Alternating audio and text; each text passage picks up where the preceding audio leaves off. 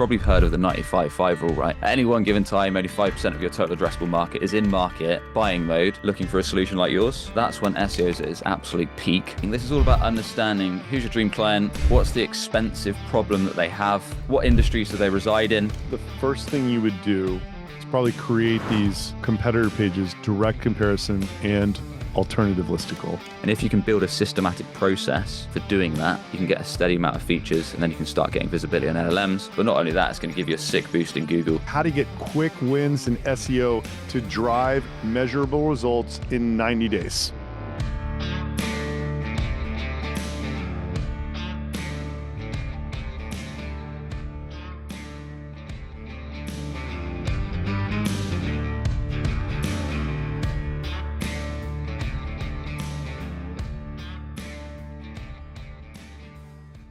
Welcome back to the show. Today, we're joined by Sam Dunning. Sam is the founder of Breaking B2B. He's an SEO master. He's also been running SEO for our B2B. We're going to talk all things SEO, how to win. And Adam, what is everybody going to learn if they stick around until the end here? If you stick around to the end today, you are going to know, should you even attempt SEO, number one, what the cheat code for securing backlinks and brand mentions is, number two, and number three, how to get quick wins in SEO to drive measurable results in 90 days. Amazing. Well, that's quite a good show. And the 90 days thing, I'll be honest, Sam, really intrigues the heck out of me, because I think we've all just come to assume that this is one of these really long-term channels. I would even say, like, there are people who say 12 to 18 months, like, for a early stage bootstrap founder. That is a pretty daunting timeline, I'll be honest, especially because your business might change a lot over the course of that 12 to 18 months. Yeah, looking forward to digging in. I mean, it feels like that with most channels now, right? It's like outbound, you got to ramp up your reps on sales. It's like paid media, you got to define the messaging, you got to A/B test and all that kind of stuff. So it feels like that's almost like a preface to most things. So, question right off the bat for you, Sam. When should a company do SEO? Before we get into how to do SEO, how to find quick wins, do it in 90 days. When should someone do SEO, not do SEO, and like how should they evaluate that? Yeah, I think that's a good place to start, because I think a lot of B2B tech SaaS founders automatically, at least a lot I speak to, kind of think SEO is a piece of the puzzle, which sometimes it should be, but equally, like many go-to-market channels, it's not always the best play. So I'm one of those sick SEOs that turns down a lot of business. When I speak to B2B tech marketers and founders, we turn away a lot of business, mainly because of a couple things. So one might be you're looking to create a new category. And the reason that doesn't work well in SEO is because folks aren't typically searching for that thing. You've probably heard of the 95-5 rule, right? At any one given time, only 5% of your total addressable market is in market, buying mode, looking for a solution like yours. That's when SEO is at its absolute peak. So you can capture that demand with Google organic search, LLMs, ChatGPT, capture those dream clients actively looking for your solution or similar. But if you're creating something new and you're not in a mature category where folks aren't actually looking for it, then SEO is going to be a tough bet. You're probably better off kind of working out where your dream clients spend time and assigning resource to that, whether that's events, trade shows, podcasts, whatever. The other side when not to do SEO is if you're perhaps VC backed, you've got investors breathing down your neck. We need results within a month. We need to see X amount of pipeline signups, demos, close one revenue within a month, whatever it is. I'd say, no, I don't want that pressure on me. I'd rather you kind of chucked it into paid media, ask your existing customers for more referrals or do something else, because we've got to be realistic. And the kind of last scenario where it doesn't really make sense is if you just lack resources to make it a sensible bet, whether that's kind of marketers or content writers in-house, or you can't afford to kind of pay a freelancer contractor or the team. So that's when it doesn't make sense. But when it does make sense, there's a fair few scenarios. So like I talked about earlier, the 95-5 rule, if you've got ideally a product that's got some kind of product market fit, if you've got an active audience that are searching for solutions like yours, if you've got some resource to give it some runway, we're going to share in a minute kind of how you can see success with SEO as quick as 90 days and why you don't necessarily have to wait the dreaded 6 to 12 months to start seeing kind of sign-ups, leads, demos. So if you've got some resource to make it happen, if you've got a product that's in a somewhat mature category, then the chances are with the right approach, then it can work. All right. And I have a question. What about like creating and publishing articles versus just fixing your marketing website? Which part is SEO? When you say fixing, how do you mean? Yeah, so like making sure my meta stuff is correct, like the technical SEO aspects of like, Oh, I see. you know what I mean? I see. Yeah, and we'll get into that, right? We'll get into kind of building the content strategy and that kind of stuff. But I'm, again, one of those sick SEOs that, especially for B2B tech and SaaS companies, so many, especially in the startup world, their websites are super thin on content.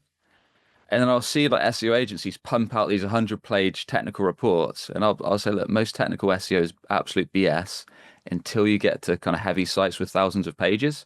Because messing around with image alt tags, improving the website speed by 0.000001 seconds is not going to have the impact of building out a pipeline focused content strategy and publishing content that dream clients are looking for when they actually need the offer, when they're looking to move away from the vendor, when they're weighing up options. Money content is going to move the needle.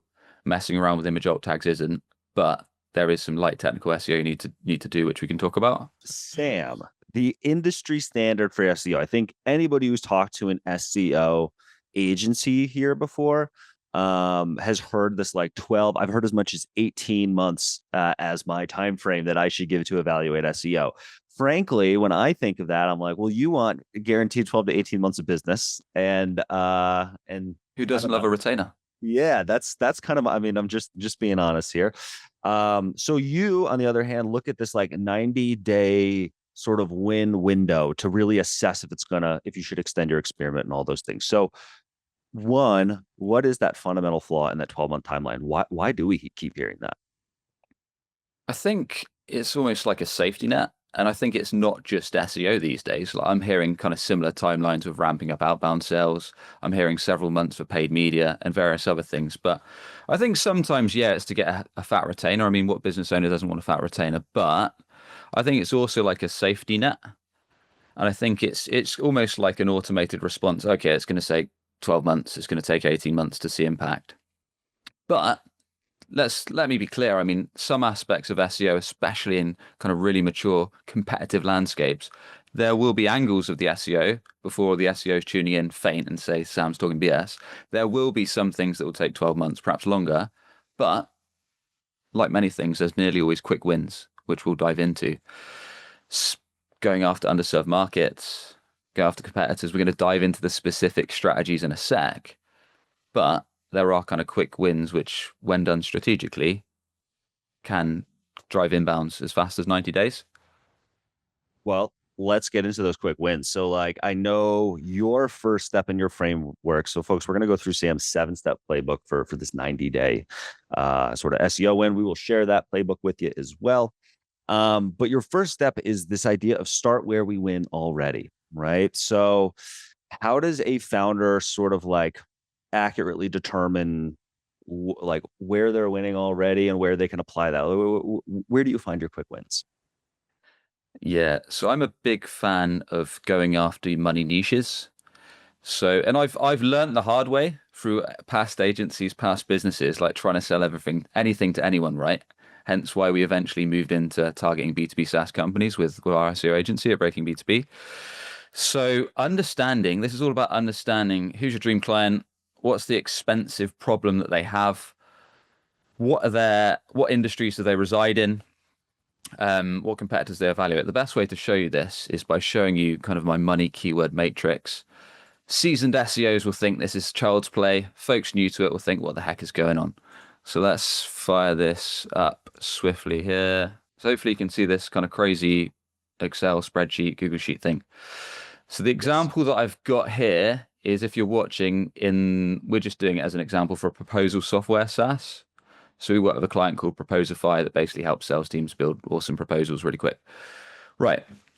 What I encourage you to do is if you're new into your SEO journey and you want to kind of build this money keyword matrix, it's basically step one of the 7-step process, is make four columns. And when you're doing this money keyword matrix, get with, ideally, if you're a founder and you run everything yourself, you'll know it already.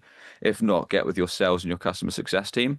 Column one is offer. What's every way that someone can refer to our solution in the proposal space? It's like proposal software, proposal tools, proposal platform, etc. If you're calendar scheduling, it might be calendar scheduling tools, software, platforms, etc. Whatever's relevant for your SaaS. Column two, industry, but not just any industries. What industries, if we dive deep into your CRM, what have you historically sold well into? They have that problem you solve. They're motivated to fix the problem, and they have cash to easily invest in the offer. Column three, what are competitors? The top 4 or 5 tier 1 competitors that, I mean, in our B2B case, it's like Warmly, Leadfeeder, etc., Lead Forensics. In Proposify space, PandaDoc, GetAccept, Quilla, the ones that always come up on sales calls almost to an annoying level, get those all down. And then the last column for this stage, there is more we can go, but we'll keep it straightforward for now. What are your dream clients' jobs to be done? What are their expensive problems? What are their struggling moments? What do they try and do in-house before it becomes so frustrating that they need to find a new, better way? Now, this is moving into more bottom funnel. These first 3 are more kind of lower funnel, mid funnel, bottom funnel content we'll talk about. This is more problem focused, but this kind of content ranks really well on LLMs. And in the sales proposal space, that could be stuff like how to write proposals to convert, or how to build killer sales proposals within Google Sheets or Google Docs, or that kind of stuff. And the premise of this is we build articles that say you might be facing this problem. You could try and do it internally, or you could just get a free sign up or a free demo of our tool that's going to save you like 10 times the amount of time. And what you might be thinking at this stage is, this is all good and well, Sam, but if I'm trying to rank for, in Adam's case, best website visitor identification software, or in Proposify space, best proposal software, I know that's bloody difficult, especially if I've got a new website with 0 domain rating. And you'd be right. That would be one of our long-term goals, to kind of rank for like best X software, best X tools, best X platform, which typically is normally a listicle. Like, we evaluate the top 10 X softwares of 2025. So that's why we try and make long tail money keywords. So we weave in our industry, like best proposal software for sales teams, or best proposal software for HR, or best proposal platforms for finance, which are going to rank a bit faster. Usually the type of pages that rank well for these are either landing pages or product listicles. We can talk about those in a sec. But where the real money is, especially in SaaS, is going after your competitors. And we know this works bloody well because I hear it all the time from SaaS teams, like, why do folks choose you, or why do folks move away from your competitors? Well, they get annoyed with poor customer success, or price goes sky high when you add extra seats, or they've just my account exec has just stopped responding to me unless I'm asking for upsells. So leverage that customer research. Customer research is king in B2B marketing, especially SEO. If you know that your customers are often moving away from competitors, then ranking for terms like, in this case, PandaDoc alternative, in Adam's case, Warmly alternative, Leadfeeder alternative, work exceptionally well because, one, they have very low difficulty. Often these keywords have like 0 difficulty on a tool at Ahrefs. So even websites with little to no SEO authority can rank really fast. And we see these terms like rank in 30 days or quicker. So they don't have tons of traffic. Some of them maybe 50 searches per month, some maybe more. But no one searches PandaDoc alternative or Warmly alternative for fun. I don't do that as a pastime. I do that because I genuinely am annoyed and I'm looking for a new, better way. So if I land on an article that's saying like, you might be kind of facing kind of these issues with your current vendor, this is why folks choose us. Here's some examples of customers that switch to us. Here's some social proof, like some case study videos. Then you can kind of tee that up and basically do it. So some of those take longer. Some of those can rank kind of within 90 days. It kind of gives you a flavor for how we think about building that out and how you can do similar. So you're really finding people in like buying mode, right? It's like there's people like searching terms that are not just of interest around that idea. So like, don't do better ways to send whatever cold email. It's more alternatives for your direct solution. So besides the competitor terms, are there any other sort of non-obvious but like high intent terms outside of competitor things that you recommend? Yeah, I mean, one thing to do is there's a lot you really want to exhaust. I don't think there's enough emphasis in SEO on exhausting that bottom of funnel, because just going after alternatives isn't enough. You then want to do like competitor one versus competitor two, like Warmly versus Lead Feeder. And that could be a landing page where you introduce our B2B as a new, better way. You can also do like competitor and then pricing, or competitor then reviews. So there's a lot you can do depending on how many tier one competitors there are and tier two competitors there are in your space alone. Then going after things like we said, offer for industry, best X solutions. But also, once you've exhausted all that stuff, then you can look in, depending on how well your SaaS is set up, going after use cases or going after integrations. Like if your solution integrates with Salesforce, HubSpot, like some of this stuff we're doing for our B2B right now, probably a little bit higher up the funnel. But if you've got kind of a use case plus integration, again, no one's really searching for software integrations for fun. They're doing it because they're trying to get that job done. So if you can have a piece of content that shares the walkthrough, features your product as a painkiller, then drives the next step, that can kind of really kind of fuel the fire for driving pipe. And again, a lot of that stuff's fairly low competition, so it can rank decently well and decently quickly. Well, as Mick said, they did that exact strategy at Data Nice. I remember looking at those pages, by the way. Nice. I think like Zapier has like an effort like that, right? Intercom as well, something like that. Or there's another. Yeah, I mean, I suppose the thing with Zapier, like further down this Google Sheet that I've built, they did the integrations route, but they kind of did on a programmatic basis. Yeah, right. So yeah, that was killer for them. They drove millions of organic traffic now. Yeah. Cool. And I was just I think something actually might have happened to our website, which I reached out to you about, but like I Googled Warmly versus RB2B, and the 7 best Warmly alternatives page that you guys made came up as like the 4th or 5th thing. And for what came up above that was their page about RB2B alternatives. That's funny. Yeah. But it's hilarious. One interesting thing there, Adam, is we only published that Warmly alternatives page for you 2 weeks ago, and it's already organic number 4. So it shows you how quickly these alternatives page can rank. Like literally 2 weeks ago, we published that. Yeah, I don't think that the RB2B verse pages are actually published. I don't know. I think we'll talk about it offline. The landing page. I think whatever caused that 404 problem, I think is causing some other issues that we need to get to the bottom of. Sweet. So I mean, obviously traffic's great. It can be a vanity metric, especially if you're not targeting the right people or you're targeting too broadly with your content, right? So kind of the next step here is like, what is the type of content? How do you actually convert people? Where do you send them? Take us through that. Yeah. So we'll talk about something called assessing the intent. But I suppose one thing to preface, again, seasoned SEO pros will know this stuff already. Folks newer to SEO may not, is why we're talking about this 5% that's in market, kind of starting with bottom funnel SEO, is historically SEO agencies have pushed traffic at all costs. And it looks awesome on the end of month report. Like we 10x traffic, we got thousands and thousands of visitors, but then the marketing leader or the sales leader is like, well, where's the demo requests? Where's the pipeline? Where's the revenue? And it's like, well, you didn't ask for it. You just wanted us to do SEO. We did SEO.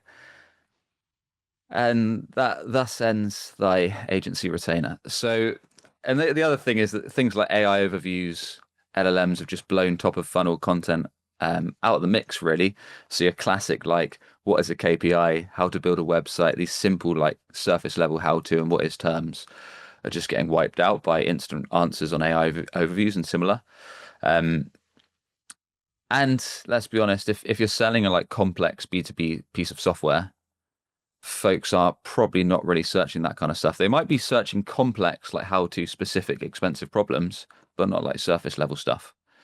So that's why we're focusing on kind of those buy ready folks. Now, if we give you an example here, so Warmly alternatives, basically assessing the intent and Google standpoint at least, is type in the money keyword, look what ranks. Is it a landing page? Is it a listicle? Is it an article, etc.? We can see that kind of it's all listicles, top 10, top 7, etc.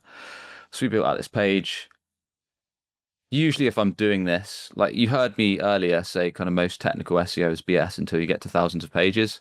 And I think there's only kind of the basics that you need to do. And that is include your money keyword in the meta title and description, include it in your URL, so slash and then best hyphen warmly hyphen alternatives, include it in your H1. You only want one H1 per page, include that focus keyword there, warmly alternatives. And then aside from that, you want a few internal links kind of flowing to relevant pages, and likewise some other relevant articles pinging back to this page. And you want a decent page speed. But aside from that, the main thing is leveraging customer research, showing the product in action, and then building a page that blows everything else out of the water. And alternatives page, like I say, can rank exceptionally fast. And usually the flow is you do a quick intro, like quick summary. Why should you look for alternatives? Then you usually have a table. Position yourself as number one. But don't just shout about how great you are. Like, do a fair review. Like, show the product's aha moment. In this case, website visitors pinging to Slack. Whatever your aha moment might be, a GIF or a video or whatever. Key features, pricing, pros, cons. Make it easy for folks to grab a sign up or book a demo, and then do a fair assessment of the other competitors in the category. One thing you can do is you can look at them on G2 or look at them on any review site that's relevant to your niche, and kind of pick out those like 1 to 3 star reviews, and then kind of leverage those as well for the pros and cons section. A fair assessment of only their 1 and 3 star reviews. don't I love that strategy. I really do. But moving on, I mean, that's one example, right? Typically assessing the internet, seeing like what type of page ranks as a landing page, article, listicle, whatever, and then looking to make your page kind of more useful, more helpful. Also try and leverage in like some custom research. So if you've got unique data, that's big, helps you a lot in the LLMs because they love like fresh, unique research and studies and that kind of stuff. Well, I think that gets as well. I want to say one thing before we get to the LLMs, because I know everybody in here is super curious about a lot. I mean, but when it comes to like getting referred by LLMs, does it negate the need for SEO? We all have a lot of questions, myself included. But I do want to point out, I appreciate you taking us through sort of like, this is how you start SEO, folks. If you're trying to get results right now, this is how you would start. And Sam's been very clear that like, this is not for the Gongs of the world or, or HubSpot, right? Like they've been doing content for so long. They had a different content strategy. It was a different time. And they're a different business. So with any marketing channel that you look at, the way you start is not the way that you scale, right? Like there are only so many alternative articles we can make, which will only yield so much results. Although in the beginning, that's great. That's all we want. Okay. So thank you for breaking that out, because I think it can be easy to get confused when we see all this different advice about SEO, like programmatic. I mean, there's so much in there, and it's like there's so many different ways it can be used. So okay, let's dive into this LLM stuff. I saw some questions about it too. What is how do you even get referred by an LLM? Like, is there a way that you can chunk up content? And is there like a way to structure content, I guess, too, that makes it more easily digestible for LLMs, more likely to refer?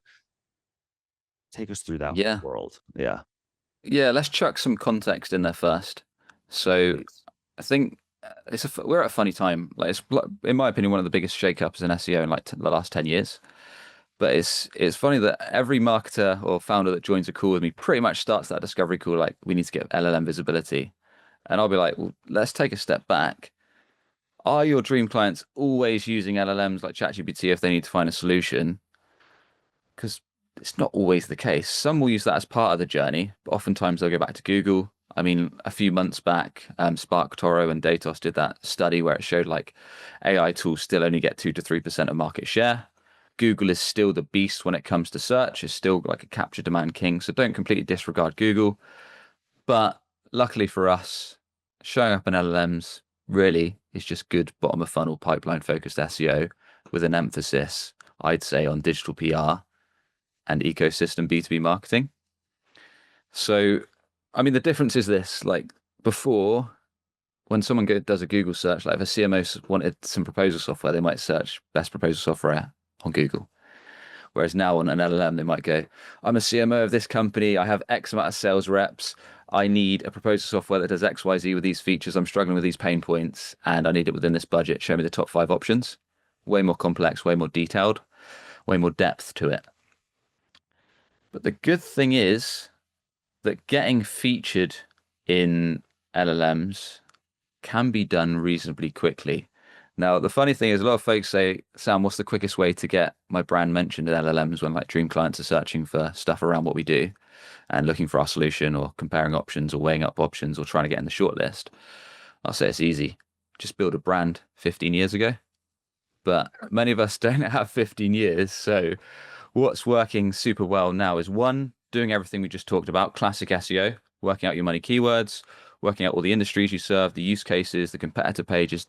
Basically, I'm a big fan of quote unquote controlling the narrative. Make your website absolutely best in class, build a moat like no other, own all of those pages, whether they're listicles, verticals, industry pages, use case pages, integrations, completely own that, make those best in class because they can get cited in LLMs. Once you've done the classic bottom of funnel SEO strategy, then you need to go outside of that. So then you need to start getting featured. What you'll see is if you look for pretty much anything around Best X software, all the links that are cited are top listicles. So like from review sites, from other websites, sometimes from Reddit. Although I think Reddit's taken a bit of a hit on ChatGPT I saw recently. But basically these listicles, these top X software get cited like crazy. That's where they get pulled from. So what you want to do, if I was a marketing leader and I wanted to kind of crazily get my visibility on LLMs as well as Google up kind of in the next 90 days, I'd probably just do a Google search around all my category terms like best X software that's relevant to my niche, look at the ones that are consistently top, and then build out a strategy. And a lot of folks think, oh no, we can't get listed on competitor listicles. Like we can never do it. We're going to have to pay loads and loads of cash. But I've literally done this for my agency, Breaking B2B, with competitors. I've outreached all the top listicles in my space and started getting visibility on LLMs doing this strategy. So all I'd do is I'd find those top lists, the ones that are kind of ranking well on Google and getting visibility, being cited on LLMs. I'd find out whoever's the author of them, or worst case, kind of the founder of the business. And then I think I spoke about this on our last session, Adam and Pete, but I'm a big fan of painfully short and unusual outreach. So like, I hate wall of text emails. I'm sure many people do. I'd find whoever wrote that listicle article or review page on LinkedIn. I'd send them a painfully short message like, hey, Steve, or hey, Janice, enjoyed your listicle on X, had a weird idea, are you against a conversation? That would be my connection request. They'd accept. I'd then send them a Loom video that I'd custom make with me on that page saying, hey, thanks for building this right up. I wondered if you'd kind of be up for giving us a placement top 3. You want to get top 3 because no one really scrolls past the top 3. And then offer them a value exchange. Like, we can have you on a podcast. We can give you a backlink on our site. We can add you in one of our listicle placements. Give them a range of options. Worst case, they might ask for cash. And if it's really worth it, it might be worth it. But in most cases, you can kind of sort some kind of value exchange. And if you can build a systematic process for doing that, you can get a steady amount of features and then you can start getting visibility on LLMs. But not only that, it's going to give you a sick boost in Google with the backlink, the brand mention, and the visibility. So that works really well. But also podcast guesting is really great. So if you can kind of find like niche relevant, industry relevant podcasts, there's a website I quote all the time called Listen Notes. You can literally type in your niche, find in the top rated podcast in your niche, do that same outreach strategy that I just outlined, and get picked up on niche relevant shows. So that kind of stuff. And then the other big piece of the puzzle is sites like YouTube, Reddit, and Quora. I did a great interview with someone called Alina Bonko on my podcast, Breaking B2B. She's a Reddit expert recently. I'm a Reddit noob, so it's not my forte. But yeah, there are tools, right, where you can get alerts each day where it says someone mentioned your category or someone's asking about your niche. And then you have to have a sensible way of kind of reviewing that Reddit, checking the rules, and adding a value add comment that kind of mentions your brand if it's allowed. But those were working well. Yeah, Listen Notes, Chuck. And did you say I accidentally put Rick Rubin's podcast in there? That's the URL for Listen Notes. Sorry, guys. Yeah, Listen Notes, awesome. I love that. I love that site. Did you say there's been a shakeup with Reddit? Because I know, especially with like the Google Gemini summary. So I'm sure we've all noticed when you Google something, Google Gemini, which is basically their chat GPT, will do a summary for you. It'll cite some sources and then it sort of gets into its normal results. I know Reddit, I think just because it's such a trove of information and conversation, was getting cited really heavily. Is that going away, or is that changing? I'm not 100% sure. I saw a couple SEOs posting about it earlier, but it was working okay for me. I'm in the UK, right? On my chat GPT, it was working okay for me earlier, so I'm not entirely sure whether that's maybe different regions. But Reddit still gets quoted like crazy on Google as well. So if you've got the resource, it can be worth your time. But often, like most things, SEO, any other marketing channel, it's about placing your bets. So doing that stuff I talked about, and then prioritizing kind of what's most likely to drive pipeline and what resource you've got.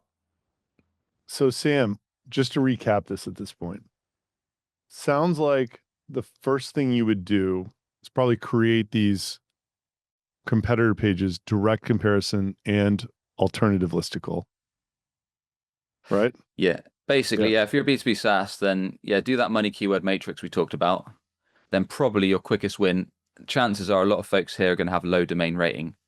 The advantage you had, Adam, was I think you purchased your domain, right?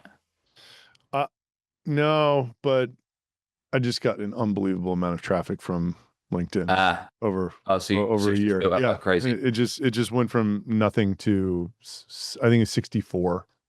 Yeah. Which is fine. You know, it's not great, but for a site that didn't exist 18 months ago, it's pretty good. Yeah. It's decent for sure.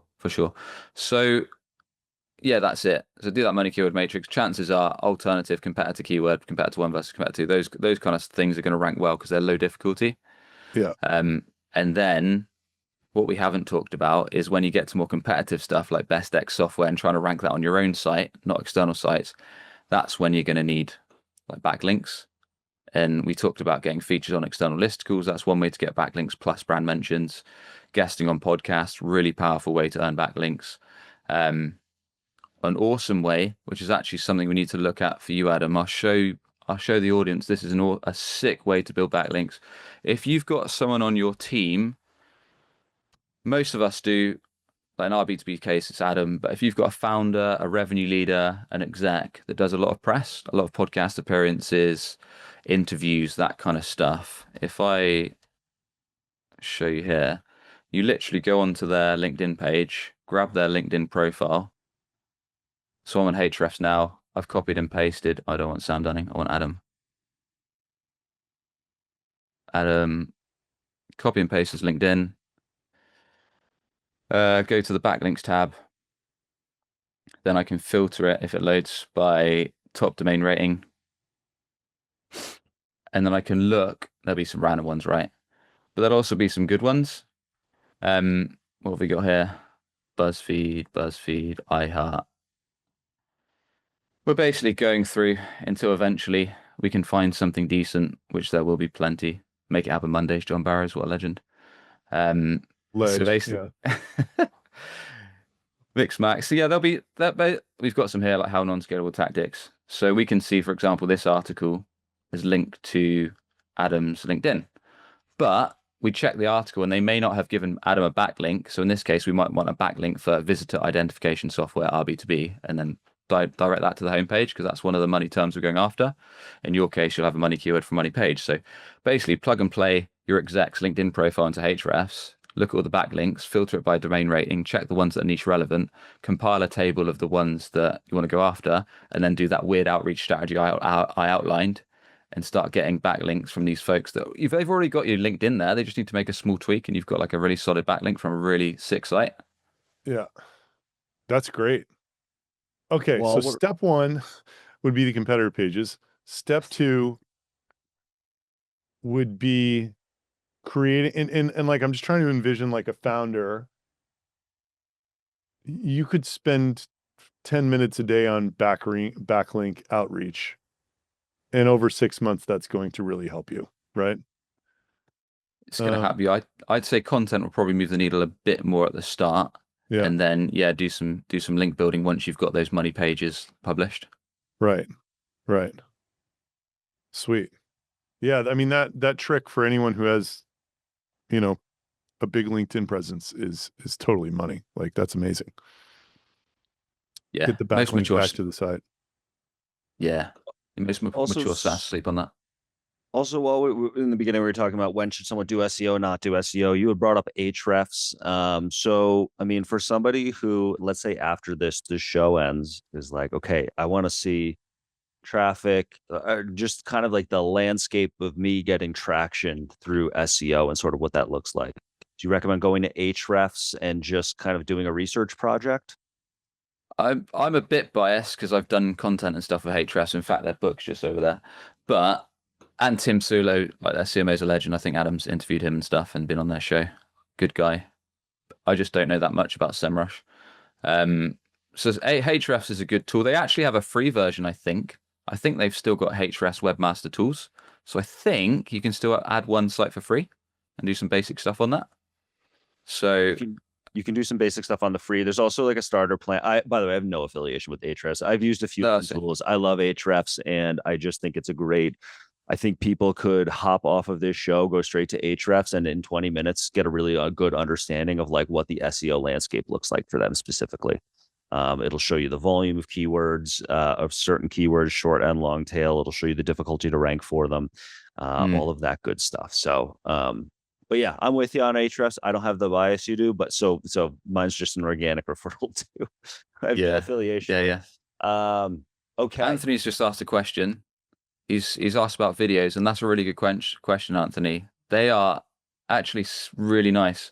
So one thing I did when I launched my agency, Breaking B2B, like 18 months back, we ranked in 90 days for like money terms, like B2B SEO agency and SaaS SEO agency really fast because I did all these strategies I talked about.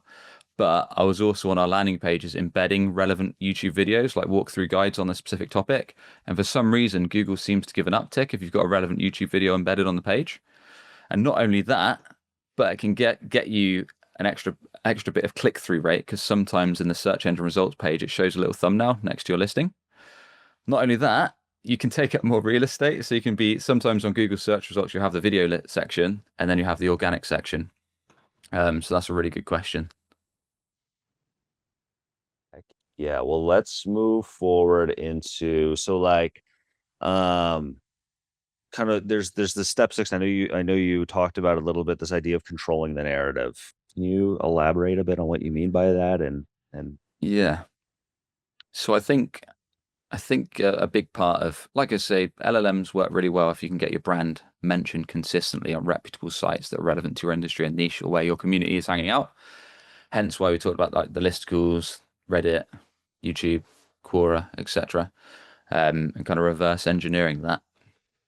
Now, controlling the narrative, I touched on it a bit earlier. It's basically doing the process we talked about, but really making sure your website's best in class. So you've done your many keyword matrix, you've built out every single page in an exhaustive format for those bottom of funnel search terms. Then you've maybe gone to mid funnel keywords like checklists, calculators, etc. And then maybe you've gone top funnel, but with a jobs to be done framework like how to XYZ, like how to specific struggling moment that your dream client struggling with, or how to specific struggling moment where they're trying to get a job done with Google Sheets or Google Docs, or I know Google Sheets is the enemy to a lot of SaaS or something like that. And then you build like those top of funnel articles that positions your product as a painkiller. So yeah, control and narrative is basically doing that and then working out where your audience is hanging out once you've done all your website stuff, then getting placements and listicles, guesting on podcasts, being active on Reddit if you've got the resource to do so, thinking about YouTube. I've really ramped up YouTube for my company, Breaking B2B. I think Adam's starting to do it as well. It's especially as LinkedIn started reducing organic reach. Like naturally for me, I thought, fuck it, let's just go bigger on YouTube because the evergreen effect, just like SEO, your content and kind of your inbound traffic can compound. YouTube's very much the same. So I'm a big advocate. I think there's so much untapped space for B2B and YouTube. And many people treat YouTube as a dumping ground. They don't go YouTube first, which is what I've learned the hard way. Running a podcast for a long time. It's me too, buddy. Me too, my man. Interestingly, like I just I had a feeling that I was using YouTube in the wrong way. Like I'm just like, this is just a repository for videos that weren't made for YouTube. It's not growing. I'm barely getting any views. And until Samu described what was wrong with what I was doing, I didn't really get it. You know, it's like you need to make YouTube native videos with YouTube script architecture about Yeah. problems that your audience is experiencing. And 70% of your content needs to be the solutions to those problems, and 30% straight VSLs for your service. Shameless. Our B2B identifies website visitors. Here's how you install it, and here's what it does. Right? Like, so yeah. Thanks Are for you that working with connect. Sammy now, by the way? Yeah, I've recorded nice. 3 videos so far. We haven't actually dropped one yet because it's just I'm trying to coordinate it with Alec in the LinkedIn program. And for what Nice. it's worth, I saw something today that I showed to Pete, Sam, that I think anybody who's going down this road should use this as a template. I don't know if you've seen this girl before. Her name is Laura Acosta. Look at how she drops YouTube. Here, check out everybody in the audience. Look at how she drops YouTubes through LinkedIn. So we record an intro to our videos that are scripted properly, correct? She basically drops the YouTube intro in video form, then teases the value in a post and links out to it, which It's the way. I've just never seen anybody do this the right way. And this girl's like, God, I don't know if you're doing that or not. If you are, you're doing it the right way, in my opinion. She's got. I am, but I'm struggling. I don't. Yeah, she's got. Well, I'm going to just do exactly what she's doing. So she's got 40,000 subscribers on 31 videos. As Samu said, her TAM's bigger than me because it's like the entirety of every professional that would ever post on LinkedIn. But Sure. yeah, I mean, I look at this and I'm like, yeah, I should be doing this once a week and trying to push people to my YouTube channel. Yeah, I recommend Sammy. I've just put his LinkedIn in there because he's running our YouTube and he's running Adam's YouTube, so he's worth a chat. But yeah, he was the same thing for us. Like, I was skeptical because my niche, like, not many people are searching for like SaaS SEO strategy and that kind of stuff in YouTube. So my videos naturally get like a few hundred views, but we're actually driving pipeline, and folks are like, yeah, we're watching your YouTube. I enjoyed this video, and they're actually coming inbound. So it is so slept on. And like you say, so many folks don't do a YouTube first strategy. And that feeds into the SEO because you can weave those into pages on your website. It comes up in the video section on YouTube, and sometimes they get pulled into ChatGPT and stuff. So, and because LinkedIn organic reach is tanking, like you said, reusing those assets, but like the hooks, like you said, and then doing those as LinkedIn posts, then prompting people to check out the whole video I think that's the way. I think like the B2B ecosystem marketing is the way. It's so interesting too, because when Adam sent me that post this morning, it was like, we all see this content on YouTube, especially on YouTube Shorts, like those kind of intro teasers. And it was just like very different from scrolling through my LinkedIn feed and the videos I usually see, which are like those kind of portrait talking heads. They're not really like, there's a very stark, I mean, everyone should watch that intro to like understand what that stark difference is between like a really good YouTube intro versus just like a normal talking head, because it looks completely different. It's just such better quality media than I'm used to seeing on LinkedIn, by a long shot. And secondly, Samu is also editing. He's going to start editing this show, starting with last week's show. He'll be editing this one. So, oh, nice. The YouTube game of this show should make for a much better rewatch than it has in the past. Or if you miss one week, it'll be it'll just be a better edited thing. Yeah, and just for what it's worth, for how we're thinking about this, it's like, I still want to do this workshop because I believe the audience appreciates a live workshop with experts, in learning live and being able to ask questions. I think it's like good for our B2B's brand. I agree with Samu. He's like, no matter how hard you edit that show, it's not a YouTube first show. It's a live show. You're doing audience participation, like it's just never going to be something that is the best for YouTube. You should put that on its own channel and do other videos that are made for YouTube. So yeah, that's what we're trying. I can show you sort of like, you're not gonna be able to hear this, but like I'll share the kind of thing I'm talking about. So like last month, my entire team disappeared for 7 straight days, and I let AI run our entire 6 million ARR business with 0 human intervention. No one has ever attempted this with a SaaS company over 5 million in ARR, so we're literally making history here. Now, you might be thinking that this sounds insane, but AI had already been handling 85% of our customer interactions across 60,000 users with just 3 people on our team. I am Adam Robinson, founder of RB2B, and in this video, I'm going to show you exactly how we completely automated our business with AI, step by step, so that you can just copy our systems. Plus, I'll reveal what happened. You get the point, but like, it looks like a duck, it quacks like a duck, it's a YouTube video. You know what I mean? Like the other stuff that is on my YouTube channel, and if you're bored, you can go check it out. It is not that. And I think that's Samu's point, right? And I think the point about that LinkedIn post that I dropped is like, that intro is actually a decent video to put on LinkedIn and tease the YouTube content, and then hopefully drive traffic back to the channel from LinkedIn. You know, if that's where your presence is strongest or whatever. Anyway, a little bit of a sidestep there, but interesting information, I think. I think it feeds in, like, SEO should never be in a silo, right? Just like anything in B2B marketing, SEO is one piece of the puzzle. And like the amount of leads I get inbound, like booked calls, where they'll be like, oh yeah, I searched for SaaS SEO agency, followed you on LinkedIn, checked out your YouTube channel, checked out your podcast. 6 months later, brought out with my execs, eventually booked a call. Like, it's ecosystem marketing. SEO is one piece of the puzzle. Yes.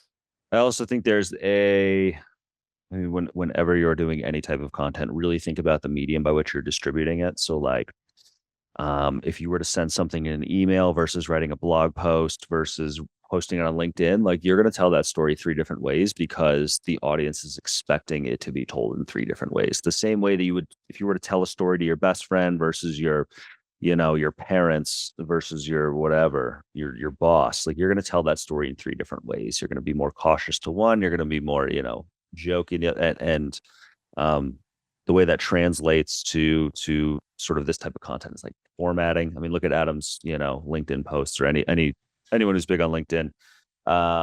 You would never write a blog post that way. You probably wouldn't write an email that way.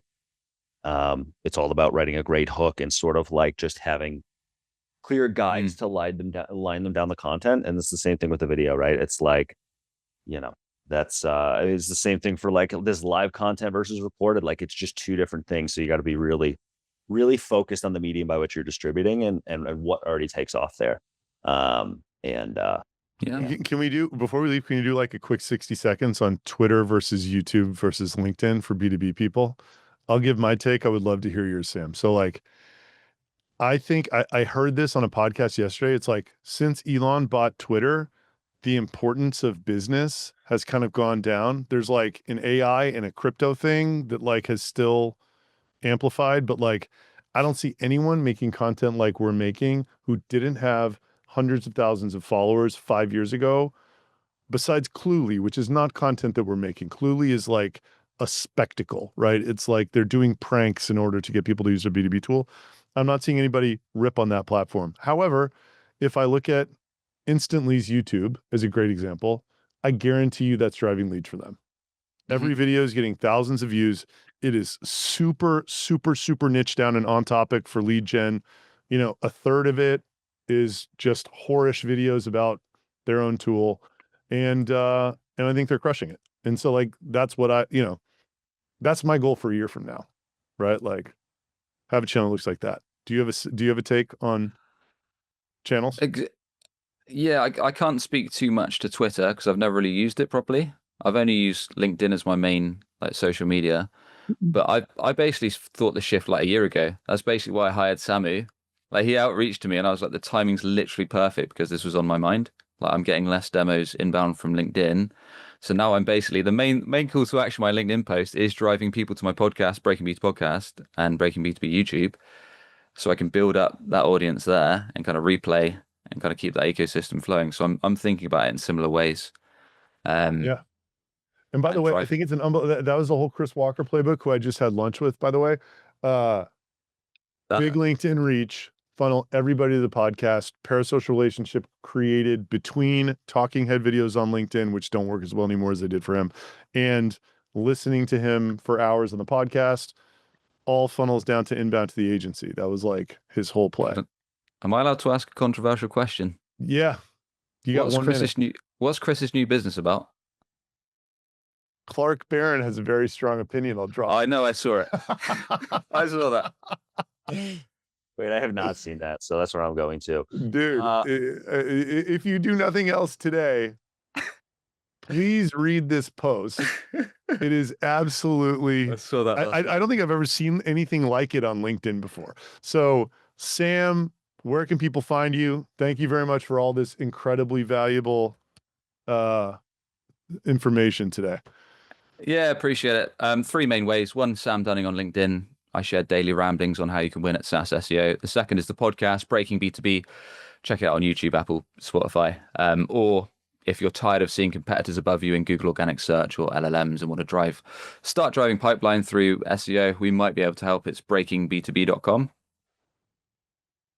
Yeah. Sick. Sam, thank you so much for joining. Next week, folks, we have Simon Horberg, who is he's a 5-time founder of FeedHive, and a huge YouTuber. I think he has like 250,000 subscribers. Yeah, speaking of YouTube. Yeah. Oh, nice. Need to watch that. We'll get right into it. Next week's show will be at 12 noon Eastern time. Simon is in a different part of the world and couldn't make the later time. Yeah, it's early and we're going to have hardly any guests, but we had to do it then. So thank you, everybody. Thanks, Sam. Cheers, Take everyone. care. Take care.